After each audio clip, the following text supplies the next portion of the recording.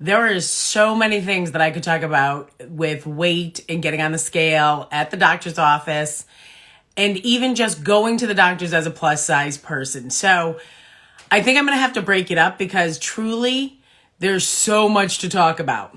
So tonight what I wanted to focus on is letting you know that you have the right to say no to getting on the scale at the doctor's office. And I can tell you that this happened to me last week. I went to my endocrinologist, and as I went back, the nurse was like, "Can you get on the scale?" And I said, "No." She was like, "What?" I said, "Is it," and this is a legit question. "Is it medically necessary for me to get on the scale?"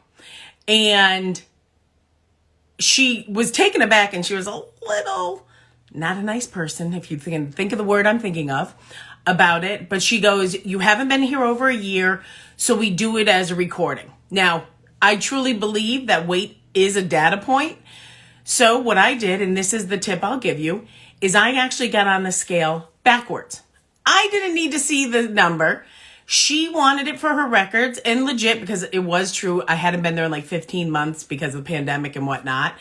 So I get into the office, and this is where I say to you, find a doctor who respects you for you and doesn't see your weight as the issue. Because right now I'm getting some comments about that they were told that they couldn't see the doctor. That's a lie. I would just tell that nurse, "Can I talk to the doctor?" Because you want to hear the irony of this. So the nurse was insistent that I get on the scale. I get in the doctor, and I say to him, I said, "Can I ask you, as a doctor, why should I have to put myself on the scale?" And he started laughing, and he goes, "Well, you could get on backwards." And I go, "As a matter of fact, I did." And so we started talking, and that's the key, is finding a doctor who's willing to have a dialogue with you. Because he actually said, he goes, "Sarah, I actually haven't even looked at the number on your chart." He goes, "Because I'm doing it by your blood work and what you're telling me." And that showed me what type of doctor that I had chosen and gotten lucky to have. And those are the doctors you deserve also. So I want you to take a moment and review your doctors, because if you're not getting that kind of respect from your doctor, and honestly, he actually admitted, he goes, he did, he goes, "Sarah, I love having this conversation because I will tell you now, I do have colleagues who live by the BMI." And I laugh. He actually said, "I don't believe in the BMI." I mean, what a home run. Although, well, bittersweet. I actually graduated from my endocrinologist because my numbers are doing well, which is fabulous. But it saddened me because I have such respect for him. So let me just tell you, have the dialogue with your doctor, especially if a nurse is giving you some guff back at you when you're asking her, like, "Why do I need to get on there?" Go to your doctor and see what he or she says. Because I'll tell you, the dialogue I had with my doctor, he could almost care less. And actually, he said what I said. It's a data point. And I'll tell you, trust me, we all know that getting on the scale is emotional. I mean, there's so many memes out there about how it can ruin your day and all that stuff. But it really is a data point. And then, if you really have an issue with speaking up for yourself, there are actually cards that you can order for the cost of shipping.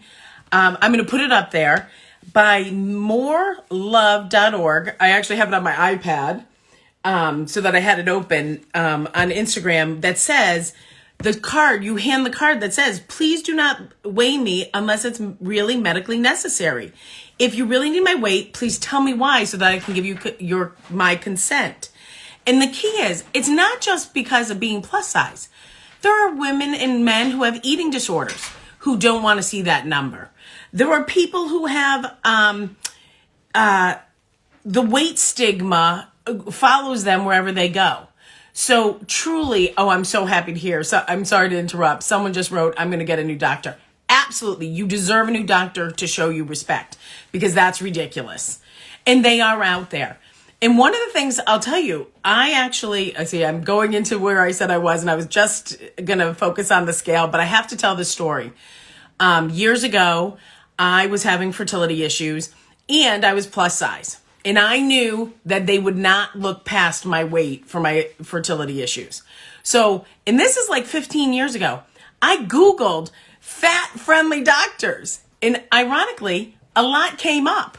So if you're having trouble, please do just Google it. You'd be surprised what's out there, especially because this is 15 years later. So just know that you deserve the respect, and your weight shouldn't be the focus of your appointment. For example, I had a doctor, again, I'm going rogue. You'll appreciate this story. I had a doctor sit there and tell me I should consider weight loss surgery while sitting there heavier than me. Do you know how badly I had to bite my tongue and not go, you first? I mean, really? Again, that was like the last time I went to that doctor because, yeah, no. That isn't okay to say to me when I haven't even put out there that I'm interested in it. And so because of that, you need a doctor who listens to you and who respects you, because weight isn't everything. And I promise you the doctors are out there. So I want you to have a wonderful night, and remember, you are enough exactly. I can't stress this enough, exactly as you are right now.